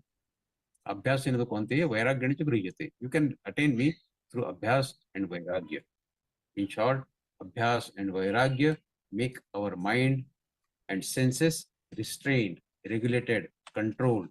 And once the mind is restrained, our efforts of yogic sadhana, they just start yielding the expected results of going closer and closer to Paramatma. Okay, we go to the last sloka of today. The time is running out, so sorry for taking so much of time. Asanyatatmana yogo dushprapa iti me matihi vashyatmana tu yatata shakyo vaptumupayataha. Paramatma says asanyata, unbridled, atmana, by the mind, yoga, self-realization, dushprapa, difficult to obtain, iti, thus, me, my, mati, mati is my opinion, vashya, controlled, atmana, by the mind, yatata, while trying, prayatna is yatata, enduring, shakya, practical, possible, avaptum, to achieve, upayataha, by appropriate means, upaya. So Paramatma says, those who lack self-control will find it difficult to progress in meditation. Asanyitatmana yogo dushprapaiti me mati. It is my opinion. Paramatma is very polite. Paramatma never forces his opinion on others. He says, this is my opinion. You are free to have your own opinion. I am not forcing you to follow my opinion. But this is my opinion. That those who lack self-control will find it difficult to progress in meditation. But those who are earnest in the practice of meditation and self-restraint will attain the goal. असंहितात्मना योगो दुष्प्रापयित मे मतिः वश्यात्मना तु तथा शक्यो वाप्तुमुपायतः. If we are prepared to base our lives on meditation and follow Shri Krishna's instructions exactly, then union with Lord is possible. But if we are lethargic, we are sporadic, if we start on the spiritual path with a big bang, yes, from tomorrow I am going to start meditation, okay, and end up in a whimper, attaining the unitive state with the Lord is not possible. In Sanskrit, there is a word called Arambashur. That means hero at the beginning. So many of us are heroes at the beginning. We are Arambashur, but we never reach to the end. Describes this second type perfectly. We are all Arambashurs. Consistency is a must. Those who are steadfast in their resolve on the spiritual path are the ones who will never give up. If they cannot run, they will walk. If they cannot walk, they will crawl. They will never take a no for an answer. If we keep crossing the obstacles which come our way and make the most of these opportunities, we will discover that there is, in fact, joy in overcoming what seemed to be an immovable obstacle earlier to us. Crossing an obstacle is also a joy. In the initial stage of meditation, these efforts to grow are indeed very painful because they usually require us to go against our self-will. But if we keep our eyes on the supreme goal, these agonizing stabs will turn into pinpricks and finally just in the tickling of a feather. When we have such complete dedication to the supreme goal, we shall find what joy there is in going forward on this path of spirituality. I think we should stop here. Now the forum is open for you to raise your questions. Thank you so very much for listening to me. Jai Shri Krishna, Jai Shri Bhaiya. Krishna. Thanks a lot for understanding us, making us understand deeper meaning of Atma Sanyam Yoga. Now it's time for the QA session. Please everyone raise your hand and on your videos so we can ask the questions. Yes, Mohini ji. You can unmute yourself. Yes. There is one question with me. If we are attacked, if somebody will attack and we have to fight, we have to fight for him, as in Kashmir, Muslims attacked us. We don't have that courage to fight with them. To get that courage, we have to first, there will be an anger and desire to fight. Yes. If we will not have that anger, that desire, we cannot fight. Yogis use these bulldozers, then the first there must be the instinct of anger, then he uses that bulldozer attack. If that desire will not be there, how he can use that bulldozer? And he has to accept their injustice. Okay. So your question seemingly is right, but the principle that we have to follow in our behavior is we don't do it out of hatred. We do it for improving the society. If we have to fight with anybody, we cannot fight with them with love. Yes, yes. See, Shri Krishna also killed so many demons, but he did not have any hatred for them. Finally, then he finished them. Then he did not have hatred. But till they are alive, they are in active phase, till we will not have that feeling, we cannot attack them. If we cannot attack anybody in love. I understand your question. Listen to me. Now what I say. Okay. Paramatma says, I take reincarnation, I take my avatar, yada yada hi dharmasya glanir bhavati bharata, abhyutthanam dharmasya tadatmanam srijamyam. When there is a fall in the religious principles, I take the avatar. And what do I do when I take the avatar? Manifestation. What do? यदा यदा हि धर्मस्य ग्लानिर्भवति भारत अभ्युत्थानं धर्मस्य तदात्मानं सृजाम्यहम् परित्राणाय साधूनां विनाशाय च दुष्कृतां धर्म संस्थापनार्थाय संभवामि युगे युगे. In this sloka, is there any word indicating anger? No. What we do by Yogiji, whatever he is doing, is helping the needy. He is helping the good people. He has no hatred for the bad people. He doesn't want to kill them. He is giving them No. punishment. And bad is need to be punished. Punishment is for their crime. Punishment is not hitting them. But they have done some bad karma. And to punish bad karma is the rule of God also. But we are not doing out of any personal hatred for them. They have to realize that they have done something bad. That is the only thing. We don't do out of hatred. Hatred is a bad No. thing. We discuss. Listen to me. If hitting somebody becomes our habit, then it becomes our sanskar. And when hatred goes deeper and deeper in our subconscious mind, our sanskar gets spoiled. We want to improve our sanskar so that we keep committing good karmas. If we are spoiling our own sanskar by hitting people and hatred is going deeper in our subconscious mind, then hatred becomes our own guna, our own attribute. And this attribute of our hatred is going to spoil our karmas. And our karmas will take us to the hell if we keep this as our guna, hatred. That's why punish the guilty, punish the criminal, but not out of hatred. Not out of hatred. But for helping the needy, for helping the people who are good. So Yogiji, what he's doing, he's trying to help the people who are living peacefully, and these baddies are getting punished because they are troubling the people who want to live peacefully. Yeah, that is there. But he has to punish them. He has to punish them. For them, it is. See, eventually it happens. As I said, Krishna did not spare the demons. He did kill physically with his own hands. But the thinking behind killing is not hatred. Hatred is a bad thing. Thinking behind killing is to improve the society and to help the sajjana, to help the needy people. Hatred for baddies is not in his mind. As I told you, Duryodhana also, though he was a baddie in our opinion, but Krishna never had any hatred for even Duryodhana. But ultimately, he also got punished for his own deeds. The way he acted, he got punished ultimately. Everybody faces the ultimate justice. But out of hatred, if we develop hatred, then we are spoiling our own karmas. No, yes, but then you are using a weapon. You are not. Love will not come in our mind that I am using a weapon and there is love. Love will not come at that time.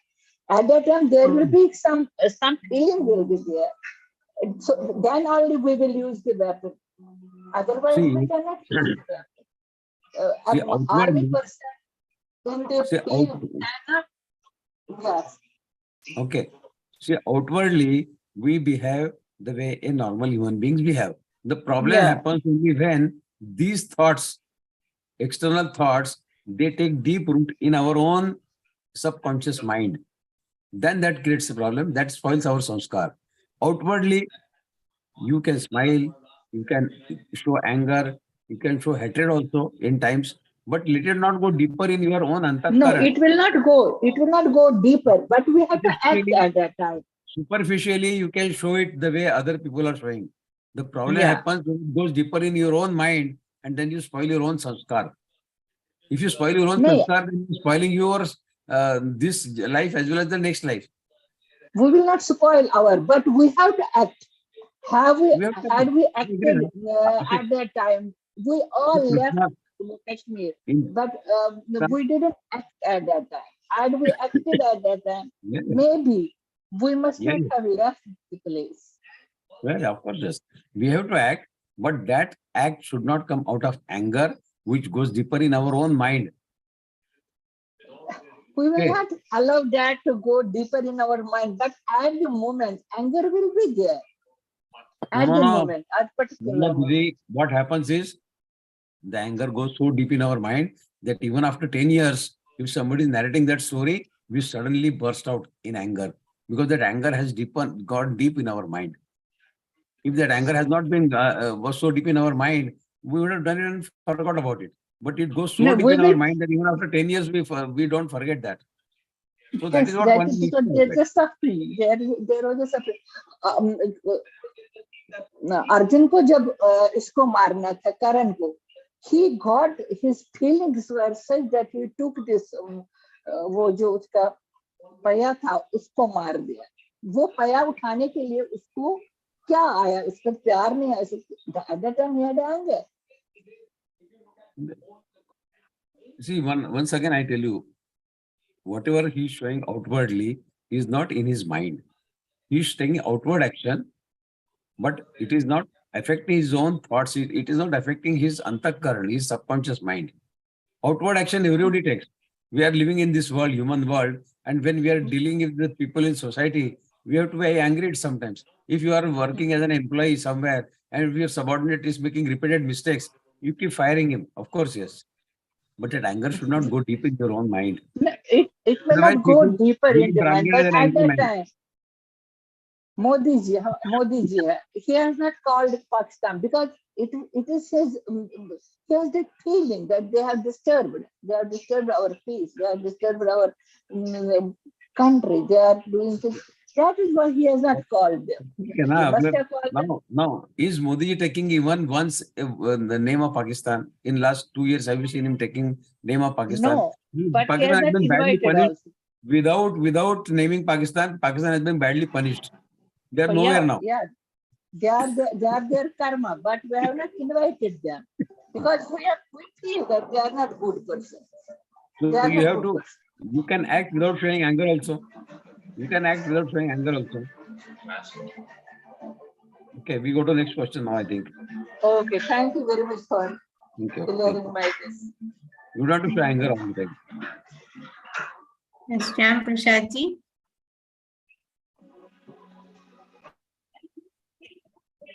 Unmute yourself, Bhaiya. Yes. I am giving you request, Bhaiya. You just unmute yourself. Yes. Now unmuted. Sir, namaskar, sir. Namaskar. Sir, my question is the Krishna is advised and he has given a very good ways to get this meditation to the what is that samadhi stage.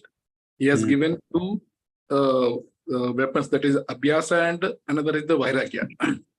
Yes, Abhyasa and Vairagya. Abhyasa, that is daily you have to practice it continuously. You have to be in meditate with the God or whatever this. That is okay. You can do it. Yes. But vairagya, as in we are so much entangled with this material world because of the various responsibilities. Because for me, it is a married person. For like, wife is there, children is there, their education is there. And a job, there is a lot of projects is there. All the responsibilities are there. But Yeah, of course. how to detach all these things and come to this state of No, see, Krishna never says that you don't do your prescribed duties. As a husband, as a father, you have your prescribed duties to take care of your wife, your children. That one has to do. But without getting entangled in those karmas. You fulfill your prescribed duties. You earn your money, take care of your family, provide them a good shelter, provide them good food, provide them good education. All that you have to do. And in that, there should not be any attachment. As I said sometime back, Krishna was, we always say that Krishna and Radha, their love was eternal love and all sorts of things. Krishna, Gopika, Krishna, Sudama, everything. But once Krishna left Vrindavana, he never went back to Vrindavana. He never went to see Yashoda also, his own mother. Because no attachment. You have to perform your prescribed duties without attachment. And that is the skill we have to learn from Gita. That keep performing your prescribed duties without attachment. Detachment from attachment is the principle which Gita teaches us. no, Detachment from attachment. that is theoretically it is very perfect answer, but practically how it is possible when we are so much entangled with this thing. And You see the mental peace that you get by discharging your own prescribed duties is so great that you can definitely take care of your attachments and can get rid of attachments with that great mental peace that you have. That satisfaction that you get of performing your prescribed duties will give you enough strength, mental strength, I mean, to take care of those attachments. You can live in peace when you take care of your prescribed duties. Having performed your prescribed duties is a great strength, mental strength you will have, which will definitely bring you to this stage when you can become detachment from attachment. Okay, still I'm not convinced. Anyhow, I will try. And another thing is, sir, to reach that nirvana, what is that? The final stage of this meditation, samadhi. One has to follow that 8 pillars of this yoga. That is yama, niyama, and all these things. That is also it is a very, very difficult thing to do all these things. We have to social norms we have to follow, and personal norms we have to follow, yama and nima, all these things. Is there any that is where we are stuck? That's why the options given to you are so many. You can follow jnana yoga, bhakti yoga, karma yoga, whatever suits you the best. If you are in confusion, ask a guru, what is the best yoga for me? My living circumstances are like this. What is the best suited yoga for me? Is it Hatha Yoga, Raj Yoga, Bhakti Yoga, Mantra Yoga, what yoga? Okay. Take this consultation. And then, but out of all those 8 yogas, try to follow at least one. That is what Paramatma expects us to do. Everything is difficult. Nothing is so easy. Nothing will be served on platter. But if you take good efforts, something can be attained. Not that everything is impossible. If mind can be trained, mind can be restrained, controlled through Abhyasa and Vairagya, which was the toughest thing what we could imagine, then other things should be possible. Yes. Regulation of mind is one of the most challenging tasks for us. But even that can be attained through Abhyasa and Vairagya, two basic tools which Paramatma has taught us in this Adhyaya. So those tools can be employed in whatever situations we have. If you are reciting Bhagavad-Gītā and you said, you go to your guru and say, 18th Adhyaya, I can't recite, very difficult, very long, and I can't remember 18th Adhyaya. I can't remember. Your guru will reply the same way. Abhyas, abhyas, abhyas. Yes, that is true. Abhyasa is one of the greatest tools for learning anything. Not only this thing, even for our education also, we need to be abhyasa. We have to learn. Yes, abhyas. Okay, sir. Thank you very much. We will try. Thank you.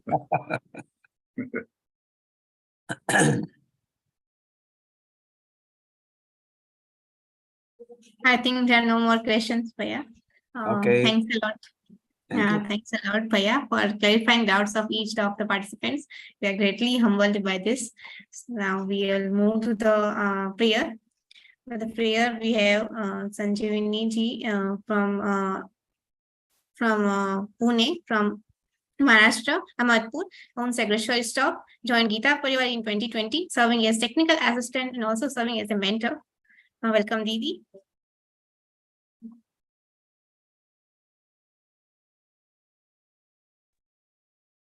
जय श्री कृष्ण दीदी, जय श्री कृष्ण भैया। जय श्री कृष्ण। योगेशं सच्चिदानन्दं वासुदेवं प्रजप्रियं धर्मसंस्थापकं वीरं कृष्णं वन्दे जगद्गुरुं श्री कृष्ण वंदे जगद्गुरु। जय श्री कृष्ण भैया, बहुत खुशी हुई आप सबको मिलकर। जय Shri Krishna. Jai Shri Krishna, Didi. Thank you for a beautiful and melodious prayer. Now, last but not the least, sincere thanks to the tech team for being remain the backend and making the event grand success. Now, we'll play Hanuman Chalisa. Everyone be in the session and chant the Hanuman Chalisa.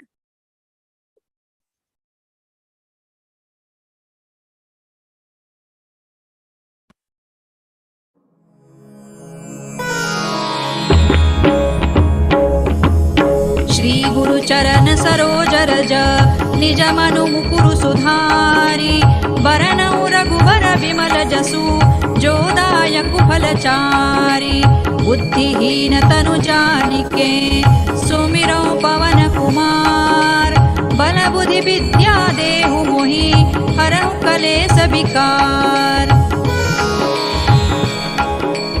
जय हनुमान ज्ञान गुण सागर जय कपीसति लोक उजागर रामदूत अतुलित बल धामा अंजनी पुत्र पवन सुत नामा। महावीर विक्रम बजरंगी कुमति निवार सुमति के संगी कंचन बरन विराज सुबेसा कानन कुंडल कुंचित केसा।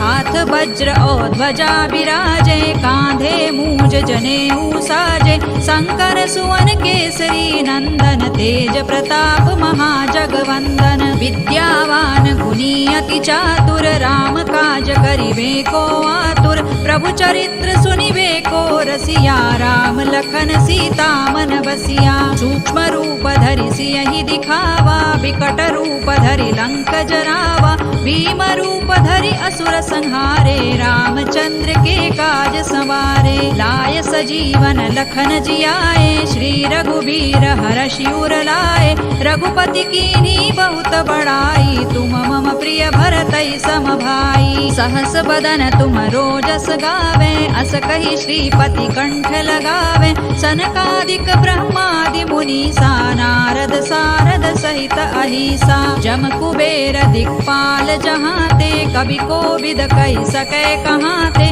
तुम उपकार सुग्रीवहि कीन्हा राम मिलाय राजपद दीन्हा। तुम्हरो मंत्र विभीषण माना लंकेश्वर है सब जग जाना जुग सहस्र जो जन पर भानु लील्योताहि मधुर फल जानू। प्रभु मुद्रिका मेलि मुख माहि जलधि लांघि गए अचरज नाही दुर्गम काज जगत के जेते सुगम अनुग्रह तुम्हरे तेते। राम दुआरे तुम रखवारे होत न आज्ञा बिनु पैसारे सब सुख लहै तुम्हारी सरना तुम रक्षक काहू को डरना। आपन तेज सम्हारो आपे तीनों लोक हांकते कांपे भूत पिशाच निकट नहीं आवे महावीर जब नाम सुनावे। नासै रोग हरै सब पीरा जपत निरंतर हनुमत वीरा संकट ते हनुमान छुड़ावे मन क्रम वचन ध्यान जो लावे। सब पर राम तपस्वी राजा तिनके काज सकल तुम साजा और मनोरथ जो कोई लावे सोई अमित जीवन फल पावे। चारों जुग परताप तुम्हारा है प्रसिद्ध जगत उजियारा साधु संत के तुम रखवारे असुर निकंदन राम दुलारे। अष्ट सिद्धि नौ निधि के दाता असवर दीन जानकी माता राम रसायन तुम्हारे पासा सदा रहो रघुपति के दासा। तुम्हारे भजन राम को पावे जन्म जन्म के दुख बिसरावे अंत काल रघुबरपुर जाई जहाँ जन्म हरि भक्त कहाई। और देवता चित्तन धरई हनुमत से सर्व सुख करई संकट कटे मिटे सब पीरा जो सुमिरे हनुमत बलबीरा। जय जय जय मान को साई कृपा करहु गुरुदेव की नाई जो सत बार पाठ कर कोई छूट ही बंदी महासुख होई। जो यह पढ़े हनुमान चालीसा होय सिद्धि साखी गौरीसा तुलसीदास सदा हरि चेरा की जय नाथ हृदय महडेरा। पवन तनय संकट हरन मंगल मूर्ति रूप राम लखन सीता सहित हृदय बसहु सुर भूप सियावर रामचंद्र की जय पवन सुत हनुमान की जय Umapati. For joining this session. Now we meet in the fourth part of the 6th Adhyay. Till then, learn Gita, teach Gita, live Gita in your life. Jai Shri Krishna.